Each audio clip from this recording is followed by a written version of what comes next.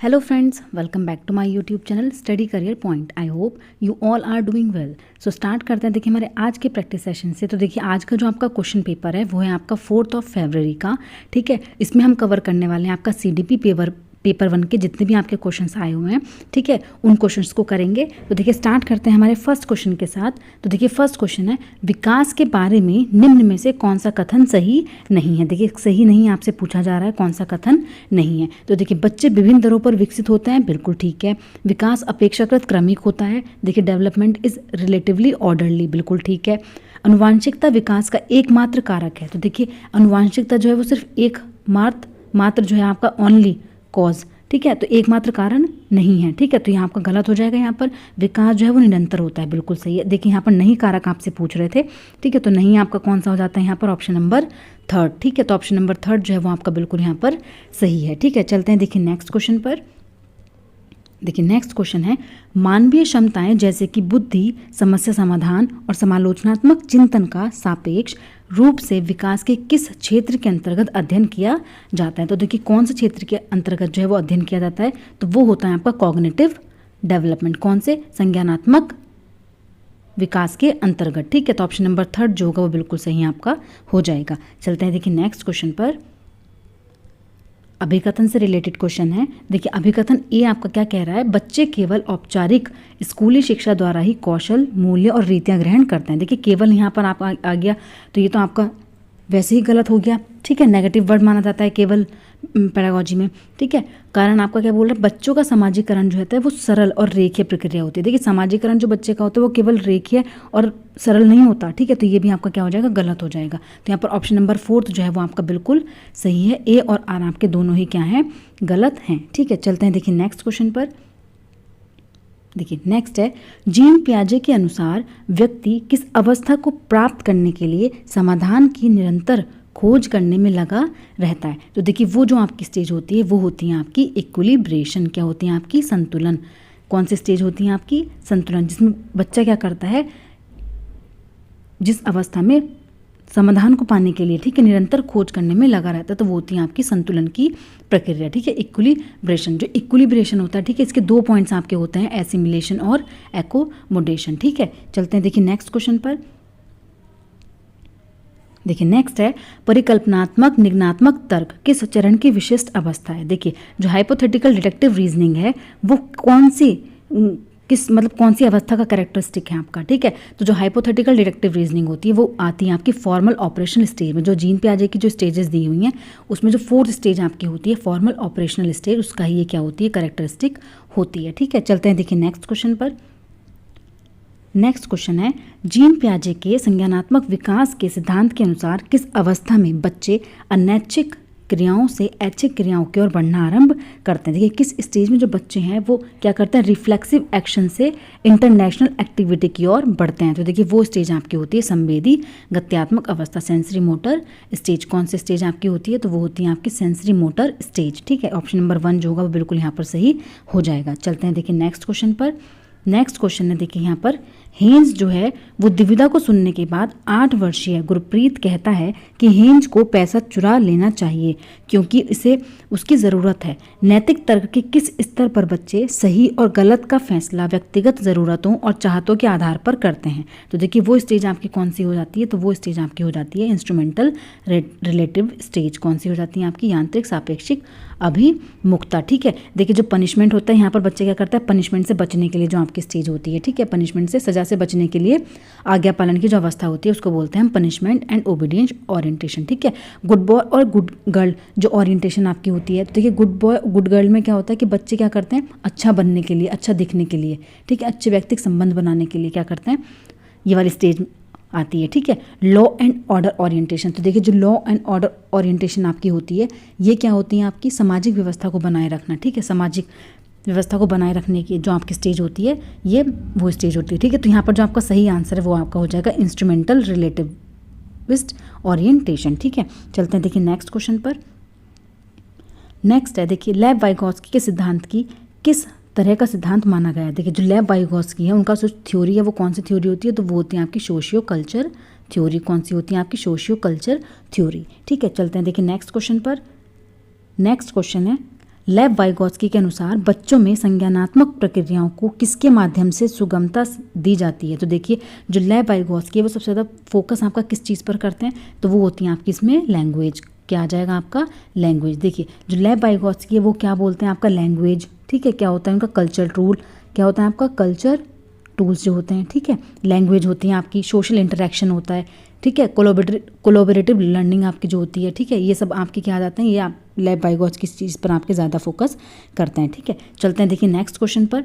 Next question है शिक्षा को बाल केंद्रित बनाने के लिए निम्न में से क्या बदलाव ज़रूरी है। देखिए शिक्षा को बाल केंद्रित चाइल्ड सेंट्रिक बनाने के लिए तो देखिए क्या कर सकते हैं हम, रचनात्मक मूल्यांकन से योगात्मक मूल्यांकन की ओर, कंठस्थ स्मरण से, देखिए कंठस्थ स्मरण जहाँ आ जाएगा तो ये ऑप्शन तो आपका वैसे ही गलत हो जाएगा, खोजी अधिगम से व्याख्यान विधि की ओर, या फिर लचीले पाठ्यक्रम से मानकीकृत पाठ्यक्रम की ओर। तो देखिए यहाँ पर जो आपका राइट आंसर है वो आपका क्या हो जाएगा। देखिए यहाँ पर जो आपका सही आंसर है, ये क्या पूछ रहे हैं आपसे, क्या बदलाव ज़रूरी हैं। तो देखिए क्या बदलाव आपके होने चाहिए।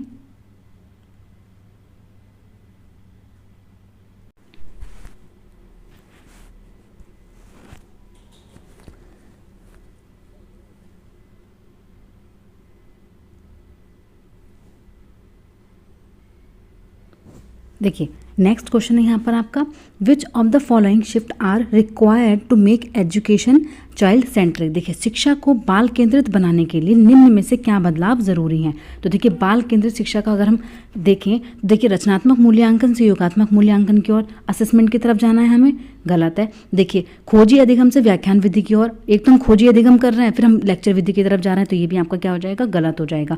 लचीले पाठ्यक्रम से मानकीकृत पाठ्यक्रम, देखिए स्टैंडर्डाइज्ड करिकुलम हमें बच्चों का नहीं रखना है, ठीक है। तो ये भी आपका यहाँ पर क्या है, गलत हो जाएगा, ठीक है। तो देखिए आपका ऑप्शन कौन सा बचता है, तो वो बचता है आपका सेकंड, कंठस्थ स्मरण से क्या होगा आपका क्रिया आधारित। देखिए जहाँ पर भी आपका एक्टिविटी बेस्ड लर्निंग होगी, हमें कहाँ से कहाँ लेके जाना है बच्चे को, अधिगम एक्टिविटी बेस्ड लर्निंग की तरफ, ठीक है। तो यहाँ पर आपका जो होगा ऑप्शन नंबर 2 जो होगा वो बिल्कुल सही आपका हो जाएगा, ठीक है। चलते हैं देखिए नेक्स्ट क्वेश्चन पर। नेक्स्ट है देखिए हॉवर्ड गार्डनर के, जो हॉवर्ड गार्डनर हैं के बुद्धि के बारे में विचारों के अनुसार, देखिए जो हॉवर्ड गार्डनर है उनके अनुसार बुद्धि का क्या विचार है। तो देखिए तार्किक गणितीय बुद्धि बुद्धि की सर्वोत्तम प्रकार है, दूसरों की भावनाओं को समझने की क्षमता संगीतीय बुद्धि कहलाती है, गलत है। बुद्धि के 3 प्रकार होते हैं, विश्लेषणात्मक, सृजनात्मक और व्यावहारिक, ये भी आपका गलत है। हर व्यक्ति अपने आप में विभिन्न प्रकार की बुद्धियों के विविध स्तर पर निहित रहता है, ये आपका बिल्कुल सही है, ठीक है। हर व्यक्ति क्या करता है, अपने आप में विभिन्न प्रकार की बुद्धियों के विविध स्तर पर रहता है, ठीक है। चलते हैं देखिए नेक्स्ट क्वेश्चन पर। नेक्स्ट है देखिए अभिकथन रिलेटेड क्वेश्चन है आपका। तो देखिए ये क्वेश्चन आपका है, अभिकथन ए आपका क्या कह रहा है, एक अध्यापिका को विद्यार्थियों को किसी समस्या पर कार्य करते समय अपने विचारों के मौखिकीकरण के लिए प्रोत्साहित करना चाहिए, बिल्कुल सही है।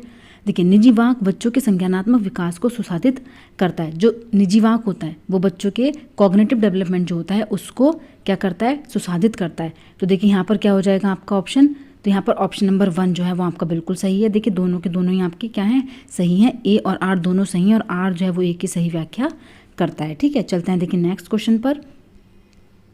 नेक्स्ट है देखिए एक अध्यापिका प्रचलित सामाजिक जेंडर गतिविधि संबंधी रूढ़िवादिताओं को कैसे प्रभावहीन बना सकती हैं। देखिए जो जेंडर रूढ़िवादिता है उसको कैसे प्रभावहीन बना सकती हैं, यह सुनिश्चित करके कि खेल सत्र में लड़कियां सिर्फ बैडमिंटन खेलें और लड़के सिर्फ फुटबॉल। देखिए यहाँ पर भेदभाव हो रहा है तो यहाँ पर जेंडर स्टीरियोटाइप को आप प्रभावहीन नहीं बना सकते। यह सुनिश्चित करके कि लड़कियों को अध्यापक के रजिस्टर पर काम करने और उनकी मदद करने के अवसर मिलें, ठीक है। उसके बाद नेक्स्ट ऑप्शन है आपका फर्नीचर इधर से उधर रखवाने में केवल लड़की को ही सहायता देना चाहिए, सभी जेंडरों को संगीत, नृत्य और पाक कला प्रतियोगिताओं में भाग लेने के लिए कहना। देखिए ये आपका बिल्कुल सही, यहाँ पर क्या है आपकी इक्वलिटी दी जा रही है जेंडर को, ठीक है, कि उनको सभी जेंडरों को क्या है संगीत, नृत्य, पाक कला प्रतियोगिताओं में भाग लेने के लिए कहना। तो ऑप्शन नंबर 4 जो हो जाएगा वो आपका बिल्कुल सही यहाँ पर हो जाएगा। चलते हैं देखिए नेक्स्ट क्वेश्चन पर। नेक्स्ट क्वेश्चन है देखिए विद्यार्थियों में समालोचनात्मक चिंतन जो क्रिटिकल थिंकिंग है उसको बढ़ावा देने के लिए महत्वपूर्ण है कि निम्नलिखित हेतु प्रचुर अवसर प्रदान किए जाएं। देखिए विषय वस्तु का कंठस्थीकरण हमें नहीं करना, अध्यापिका के निष्क्रिय अनुसरण हेतु निष्क्रिय नहीं करना, हमें सक्रिय अनुसरण करना होता है, ठीक है। दोनों के दोनों ऑप्शन आपके गलत हो गए। विविध जानकारियों की पुष्टि करने हेतु या फिर किसी समस्या पर अपसारी चिंतन करना। तो देखिए यहाँ पर जो आपका सही आंसर है वो आपका क्या हो जाएगा, केवल थर्ड और फोर्थ ही आपके यहाँ पर क्या है, सही है। ठीक है, दोनों के दोनों आपके क्या हैं, गलत हो जाएंगे, फर्स्ट और सेकंड। ठीक है, चलते हैं देखिए नेक्स्ट क्वेश्चन पर। नेक्स्ट है, एक संरचनावादी कक्षा में अध्यापिका किस पर जोर देती है। देखिए जो आपकी कंस्ट्रक्टिविस्ट क्लासरूम होती है, जो आपका संरचनावादी कक्षा रूम होता है, ठीक है, उसमें जो अध्यापिका है वो किस चीज़ पर आपका जोर देती है, रचनात्मक मूल्यांकन पर, मानकीकृत, देखिए स्टैंडर्डाइज्ड असेसमेंट आपको नहीं रखने हैं, ठीक है, नॉर्म रेफरेंस मूल्यांकन ये भी आपको नहीं रखना है, या फिर योगात्मक मूल्यांकन। तो यहाँ पर जो आपका सही आंसर है वो आपका क्या हो जाएगा, तो वो है आपका ऑप्शन नंबर 1 फॉर्मेटिव असेसमेंट। ठीक है, ऑप्शन नंबर 1 आपका क्या हो जाएगा, फॉर्मेटिव असेसमेंट। चलते हैं देखिए नेक्स्ट क्वेश्चन पर। नेक्स्ट क्वेश्चन है आपका, समावेशी शिक्षा डैश के विविध जरियों के निष्कासन पर बल देती है। जो समावेशी शिक्षा है वो आपका किस चीज़ पर सबसे ज़्यादा फोकस करती है, निष्कासन पर फोकस करती है, तो वो है आपका भेदभाव। किस चीज़ पर, भेदभाव पर। देखिए निष्कासन पर पूछ रही है, ठीक है, तो वो हो गया आपका भेदभाव। ठीक है, ऑप्शन नंबर 4 जो जाएगा वो आपका बिल्कुल सही हो जाएगा यहाँ पर। चलते हैं देखिए नेक्स्ट क्वेश्चन पर। नेक्स्ट है, एक ऐसी कक्षा में जिसमें विविध सामाजिक आर्थिक परिवेशों से विद्यार्थी आते हैं, एक अध्यापिका को क्या करना चाहिए। तो देखिए ऐसी स्थिति में जो अध्यापिका है उसको क्या करना चाहिए, अधीनस्थ समूह से संबंधित विद्यार्थियों के कमोत्तर अपेक्षाएं बनाना और कायम रखना। देखिए कमोत्तर अपेक्षाएं उनसे नहीं बनाए रखनी है, तो यहाँ आपका गलत हो जाएगा। समावेशी भाषा जैसे कि हमारा विद्यालय, हमारी कक्षा का इस्तेमाल करना, प्रबल समूह से संबंधित विद्यार्थियों के अलगाव की भावना को बढ़ावा देना, अलगाव को आपको बढ़ावा नहीं देना है, अधीनस्थ समूह से संबंधित विद्यार्थियों के बारे में रूढ़िवादों को बढ़ावा देना और रूढ़िवादी भय पैदा करना। भय हमें पैदा नहीं करना है। ठीक है, तो यहाँ पर ऑप्शन नंबर 2 जो होगा वो बिल्कुल सही हो जाएगा, हमारी कक्षा हमारे विद्यालय का इस्तेमाल करना। और सारे जो आपके पॉइंट्स हैं वो क्या हो जाएंगे, आपके गलत हैं। ठीक है, चलते हैं देखिए नेक्स्ट क्वेश्चन पर। नेक्स्ट क्वेश्चन है आपका यहाँ पर, देखिए दृष्टिबाधित विद्यार्थियों के सफल समावेशन के लिए अध्यापिका को क्या करना चाहिए। तो देखिए सफल समावेशन के लिए क्या करना चाहिए, आपका अवधारण की व्याख्या के लिए चित्रों का प्रयोग करना चाहिए। देखिए दृष्टिबाधित है उसके लिए हम चित्रों का प्रयोग करेंगे तो आपका गलत हो जाएगा। ठीक है, सभी प्रकार की लिखित सामग्रियों को मौखिक रूप से प्रस्तुत करना चाहिए, विद्यार्थियों से बात करते समय हाथों का खूब इस्तेमाल करना चाहिए, या फिर दिखा जाए रहे वीडियो के उपशीर्षक देना चाहिए। देखिए वीडियो हमें नहीं दिखाना क्योंकि वो क्या है, दृष्टिबाधित व्यक्ति है। ठीक है, तो देखिए यहाँ पर जो आपका सही आंसर है वो आपका क्या हो जाएगा, तो वो हो जाएगा सभी प्रकार की लिखित सामग्रियों को मौखिक रूप से प्रस्तुत करना। ठीक है, ऑप्शन नंबर 2 जो है वो आपका बिल्कुल सही यहाँ पर हो जाएगा। चलते हैं देखिए नेक्स्ट क्वेश्चन पर। नेक्स्ट है, ध्यान भाव व अति क्रियाशील विकार जो आपका ADHD होता है, ग्रसित विद्यार्थियों के सफल समावेशन के लिए अध्यापिका को या अध्यापक को क्या करना चाहिए। ठीक है, तो देखिए क्या करना चाहिए, परिवेश में व्यवधानों को अधिक कर देना चाहिए, लंबे और जटिल प्रदत्त कार्य देने चाहिए, विद्यार्थियों को समय प्रबंधन और संगठनात्मक आदतों के विकास में सहायता करनी चाहिए, या फिर गैर लचीली विधि और दिनचर्या का इस्तेमाल करते हुए शिक्षण कराना चाहिए। तो देखिए यहाँ पर जो आपका राइट आंसर है वो आपका क्या हो जाएगा, तो वो हो जाएगा विद्यार्थियों को समय प्रबंधन और संगठनात्मक आदतों के विकास में सहायता करनी चाहिए। ठीक है, चलते हैं देखिए नेक्स्ट क्वेश्चन पर। नेक्स्ट है, देखिए पठन वैकल्य जो आपका डिसलेक्सिया होता है, डिसलेक्सिया के सापेक्ष रूप से किस क्षेत्र में चुनौती पैदा करता है। तो देखिए जो पठन वैकल्य है आपका वो आपका किस चीज़ में करता है, तो वो है आपका लिखित विषय सामग्री के बोध में। किसमें, आपका पढ़ने लिखने में विकार जो होता है आपका वही तो पठन वैकल्य होता है। ठीक है, तो यहाँ पर क्या हो जाएगा आपका ऑप्शन नंबर 1। ठीक है, चलते हैं देखिए नेक्स्ट क्वेश्चन पर। प्रभावशाली और अर्थपूर्ण अधिगम के लिए अध्यापिका को किस प्रकार की शिक्षण शास्त्रीय प्रविधियों का इस्तेमाल करना चाहिए। तो देखिए प्रभावशाली और अर्थपूर्ण अधिगम के लिए किस तरीके की जो क्या है आपका लर्निंग है, ठीक है, कैसी पेडागोजी को अडॉप्ट करना चाहिए टीचर को। तो आपकी कैसी होनी चाहिए, देखिए एग्जाम सेटिंग सिर्फ केवल परीक्षा केंद्रित आपकी नहीं होनी चाहिए, मानकीकृत नहीं होनी चाहिए। ठीक है, कल्चरली रिलीवेंट आपकी होनी चाहिए, तो ये कल्चरली रिलीवेंट आपकी, या फिर व्यवहारवादी बिहेवियरिस्टिक आपकी होनी चाहिए। तो मीनिंगफुल लर्निंग के लिए आपका क्या होना चाहिए, सांस्कृतिक रूप से प्रासंगिक आपकी होनी चाहिए। ठीक है, कल्चरली रिलीवेंट आपकी होनी चाहिए। तो यहाँ पर आपका जो राइट आंसर है वो जाएगा आपका ऑप्शन नंबर 1। ठीक है, चलते हैं देखिए नेक्स्ट क्वेश्चन पर। नेक्स्ट है, राष्ट्रीय शिक्षा नीति 2020 अधिगम के कौन से तरीकों पर बल देती है। तो देखिए कौन से तरीकों पर बल देती है, अनुभवनात्मक अधिगम, ठीक है, डिजिटल अधिगम, वैज्ञानिक अधिगम, या फिर करके सीखना। तो देखिए जो राष्ट्रीय शिक्षा नीति है वो आपका किस चीज़ पर फोकस करती है, तो वो आपके इन सभी अधिगमों पर फोकस करती है। ठीक है, तो ऑप्शन नंबर 4 आपका बिल्कुल सही यहाँ पर हो जाएगा। चलते हैं देखिए नेक्स्ट क्वेश्चन पर। नेक्स्ट है, अध्यापकों को विद्यार्थियों के अधिगम युक्तियों के अर्जन को सुगम सहज करना चाहिए। निम्नलिखित में से कौन से तरीके का इस्तेमाल शिक्षार्थियों को अधिक कौशलीभूत बनाने के लिए किया जा सकता है। तो देखिए कौन सा तरीका है जो यहाँ पर इस्तेमाल आपका किया जा सकता है। देखिए, विद्यार्थियों को चिंतन के अभिसारी तरीकों के अवसर देकर, विद्यार्थियों को अवास्तविक उद्देश्य और समय तालिका बनाने में मदद करके, विद्यार्थियों में स्वयं से प्रश्न करना और स्वयं आकलन समुन्नत करके, या फिर जो प्रासंगिक नहीं है उस पर ध्यान केंद्रित करने के लिए प्रोत्साहित करके। तो देखिए ये पॉइंट्स आपके बिल्कुल गलत हैं। यहाँ पर क्या है आपका, विद्यार्थियों में स्वयं से प्रश्न करना और स्वयं आकलन समुन्नत करके। ठीक है, तो ऑप्शन नंबर 3 जो हो जाएगा वो यहाँ पर सही हो जाएगा। ठीक है, चलते हैं देखिए नेक्स्ट क्वेश्चन पर। नेक्स्ट है, प्रभावशाली समस्या समाधान कारक होने के लिए अध्यापक को शिक्षार्थियों में किसके इस्तेमाल को हतोत्साहित, देखिए हतोत्साहित करना चाहिए। कौन से इस्तेमाल को हतोत्साहित यहाँ पर करना चाहिए। तो देखिए कलन विधि, अनुक्रिया समुच्चय, अन्वेषण या फिर समस्या अनुमान। तो देखिए यहाँ पर जो आपका सही आंसर है वो आपका क्या हो जाएगा, हतोत्साहित करने के लिए पूछ रहे हैं तो वो है आपका अनुक्रिया समुच्चय। क्या हो जाएगी आपकी, रेस्पोनेंट रेस्पॉन्स सेट। ठीक है, देखिए जो इफेक्टिव प्रॉब्लम सॉल्वर्स आपके होते हैं उनको डिस्करेज करने के लिए किसका यूज़ करेंगे हम, रेस्पोनेंट सेट का। जबकि एल्गोरिथम, ह्यूरिस्टिक और एनालॉजीज जो है वो आपकी क्या होती हैं, इफेक्टिव होती हैं। ठीक है, चलते हैं देखिए नेक्स्ट क्वेश्चन पर। नेक्स्ट है, जल के स्रोतों के बारे में चर्चा करते हुए रानी उत्तर देती है कि नल और फव्वारा पानी के मुख्य स्रोत हैं। उसका उत्तर किसका प्रतिनिधित्व करता है। तो देखिए उसका उत्तर किस चीज़ का प्रतिनिधित्व करता है, उसकी समझ जो उसके अनुभवों के आधार पर बनी है, उसकी निम्न अंतर्वैयक्तिक और अंतर्वैयक्तिक बुद्धि, नई अवधारणा सीखने के लिए अभिप्रेरणा की कमी, या फिर उच्च स्तरीय समस्या समाधान कौशल।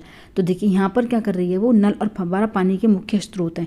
तो वो क्या है, उसकी समझ जो उसके अनुभवों के आधार पर बनी है। ठीक है, तो यहाँ पर ऑप्शन नंबर 1 जो होगा वो बिल्कुल सही है। ठीक है, चलते हैं देखिए नेक्स्ट क्वेश्चन पर।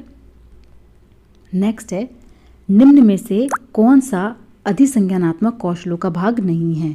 देखिए भाग नहीं है आपसे पूछ रहे हैं, योजना, पर्यवेक्षण, मूल्यांकन या फिर निष्क्रिय अनुकरण। तो देखिए यहाँ पर जो आपका राइट आंसर वो आपका क्या है, निष्क्रिय अनुकरण। कौन सा नहीं है आपसे पूछ रहे हैं, तो ऑप्शन नंबर 4 जो है वो बिल्कुल सही है। चलते देखिए नेक्स्ट क्वेश्चन पर। नेक्स्ट है, भावनाओं और संज्ञान के बारे में निम्न में से कौन सा कथन सही है। देखिए भावनाओं और संज्ञान के बारे में इमोशन और कॉग्निशन, देखिए क्या इमोशन और कॉग्निशन रिलेटेड नहीं होते, गलत है, रिलेटेड होते हैं। ठीक है, नेक्स्ट देखते हैं, अधिगम तार्किकता के अमूर्त संज्ञान के बारे में है। जानकारी ग्रहण करने के कौशल मनोदशा द्वारा प्रभावित होते हैं। निराशा का उच्च स्तर संज्ञानात्मक दक्षता को समुन्नत करता है। देखिए जो यहाँ पर आपका राइट आंसर है वो है आपका information processing skill are influenced by mood. देखिए जो इंफॉर्मेशन प्रोसेसिंग होती है वो आपके मूड से क्या होती हैं, इन्फ्लुएंस्ड होती हैं। ठीक है, तो यहाँ पर ऑप्शन नंबर 3 जो है वो आपका बिल्कुल सही है। ठीक है, ऑप्शन नंबर 3 बिल्कुल सही है। चलते हैं देखिए नेक्स्ट क्वेश्चन पर। विद्यार्थियों को अधिगम के प्रति अभिप्रेरित करते रहने के लिए अध्यापिका को क्या समुन्नत करना चाहिए। देखिए क्या प्रमोट आपका करना चाहिए, तो मास्टरी ओरिएंटेड गोल प्रमोट करने चाहिए, entity view of ability, learn helplessness या फिर कॉम्पिटिटिव एटीट्यूड। देखिए कॉम्पिटिटिव एटीट्यूड आपको नहीं प्रमोट करना है। ठीक है, उसके बाद लर्न हेल्पलेसनेस ये भी आपको प्रमोट नहीं करना है। असहायता का सीखा हुआ भाव, योग्यता का सतत्व या अस्तित्वात्मक परिप्रेक्ष्य, ये भी आपको प्रमोट नहीं करना। तो यहाँ पर है आपका मास्टरी ओरिएंटेड गोल। मास्टरी ओरिएंटेड गोल आपको क्या करना है, यहाँ पर प्रमोट करना है। ठीक है, तो ऑप्शन नंबर 1 जो हो जाएगा वो बिल्कुल सही आपका हो जाएगा। चलते हैं देखिए नेक्स्ट क्वेश्चन पर। विद्यालय में बच्चों की सफलता में निम्न में से कौन सा कारक बाधा उत्पन्न करता है। देखिए बच्चों की सफलता में कौन सा कारक बाधा उत्पन्न करता है, तो वो कौन सा कारक है आपका जो बाधा उत्पन्न करता है। तो देखिए लचीली समय सारणी, कंस्ट्रक्टिव पेडागोजी, कठोर पाठ्यचर्या या फिर असेसमेंट फॉर लर्निंग। तो देखिए कौन सा बाधा उत्पन्न करता है, तो वो है आपका कठोर पाठ्यचर्या, रिजिड करिकुलम। ठीक है, ऑप्शन नंबर 3 जो है वो आपका यहाँ पर सही है। चलते हैं देखिए नेक्स्ट और लास्ट क्वेश्चन है।